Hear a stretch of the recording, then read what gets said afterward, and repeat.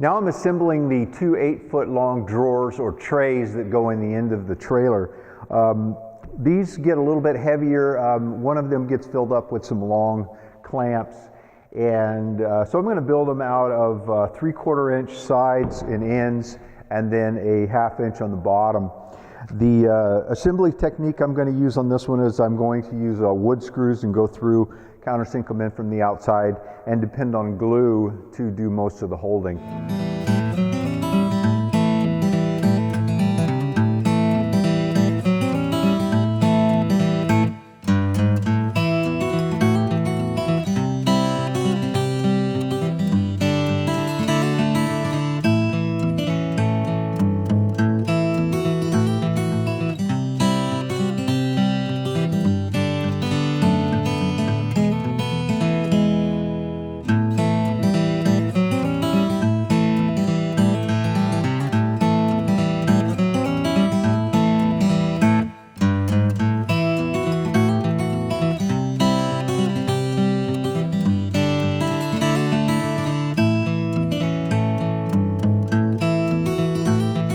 Making up a template or a pattern for the drawer pulls. This template will work on all of the drawers regardless of how wide the drawer is. The spacing will be from the top down, so the deeper drawers, it won't matter, the pull will be the same distance down from the top on the shallower and the deeper drawers. Width-wise, I'm making it this as wide as one of the most common drawers I have. Some of them will be wider, some of them will be narrower. Doesn't really matter. I can find a center point on this and center it on the drawers, and that'll give me all of the pulls the right distance down and also centered on the drawer. But because I have most of the drawers will be this width, or the front panel will be this width, in that case I can just center it on there and then run the router in this. I'll have a stop that will be glued and nailed on this, and that will give me my distance down. So it's a quick pattern or template to make, and so we'll get started. I'm going to just drill a couple of, I'm going to make the overall dimension of it is going to be roughly 1.5 inches. So even though the router with the template guide is going to shrink it a little bit, about 1/8 of an inch, I'm going to still make the cutout 1.5 inches. So the hole will be a little bit smaller than that. I'm using the 1.5 inch hole saw to make the cuts.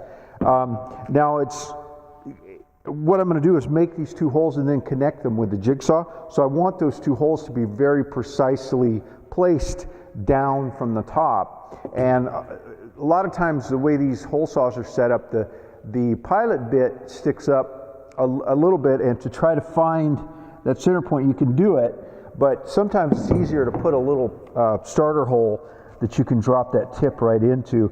And if you do it with a bit like this, it doesn't matter, just a small brad bit, or in this case I already have this countersink bit set up, so I'll just make it with that. But it's a lot easier to point right to where I want the hole to be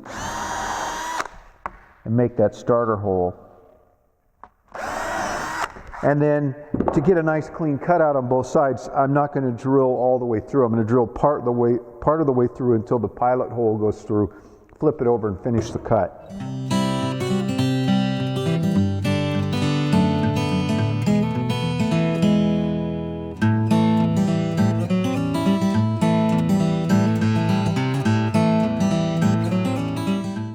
So I have a nice pattern there, and the template guide in the router will follow it perfectly, and because the offset is 1/8 of an inch, the overall pull will be 1/8 of an inch smaller, or 1/16 all the way around. So, and my hand will fit perfectly in there. Now I do want to put a stop on the bottom side, and this will automatically calibrate how far down from the top edge. So I've got 3/4 of an inch of wood left.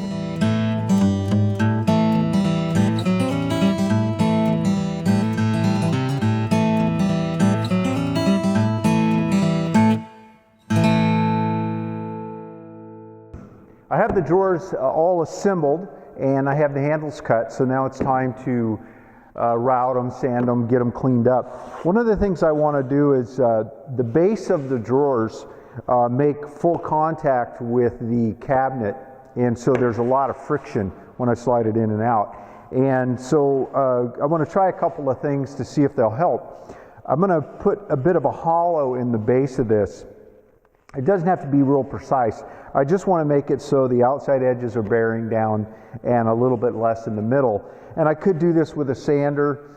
I'm going to try planing a little bit, and I did countersink the screws all the way around enough so I shouldn't have any trouble with the heads of the screws. But I'm going to plane the middle down a little bit, out kind of close to the edges, and then I'm going to sand it, and then ultimately I'm going to wax it. And so hopefully all of those things will help.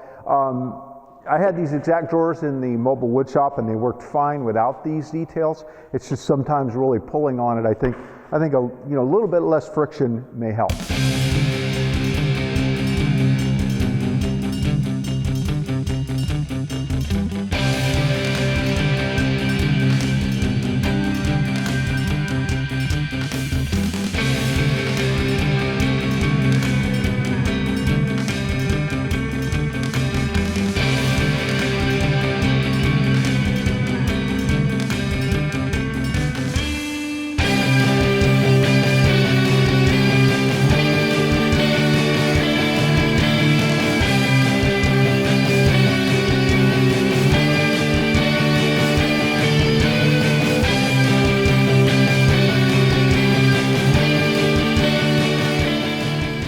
I hope you've learned something today in the shop and building the awesome rolling toolbox.